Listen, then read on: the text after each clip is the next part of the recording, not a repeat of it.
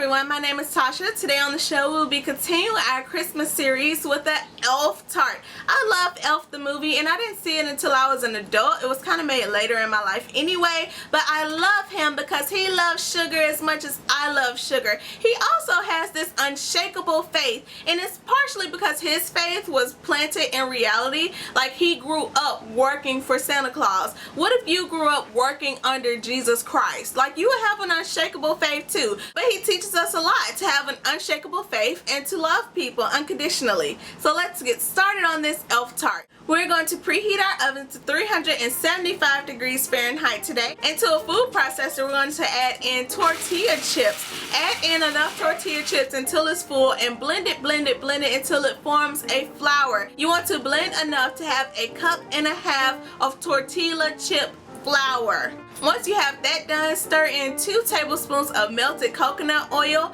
Press it around the sides and bottom of your 9-inch tart pan and bake it for about 10 minutes. Now, for all you who ask, why do you make the same crust every day? Because I love it and it works for me. I love it and it works for me. If you want to make a different tart crust, you can, like I decided to do today, and it was a disaster. So thank you very much. I know what I did wrong. I didn't blend my tortilla chips enough. You have to blend them very fine so that they become one instead of just stacking on top of each other, but I moved on and carried on anyway. We're going to make our guacamole filling. Even though Elf loves sugar so much, and so do I, this is actually our first savory tart, which is congratulations for us. Savory is good. I like salt. To a food processor, you want to add in the meat of 2 avocados, a half of a small onion, 1 tablespoon lemon juice, 1/2 teaspoon salt, a dash of pepper, and 1 tomato with the pulp and seeds removed. Blend that all together until it is very smooth. I usually like my guacamole very chunky, but for some reason I decided to go with a puree just to keep doing purees. I don't know why I did it. To make our elf, we're going to use a slice of bell pepper to create his jacket. So cut out the little arm holes and kind of shape out the arms, and then once you have that done and you have the tails, cut it down the middle so it looks like a jacket.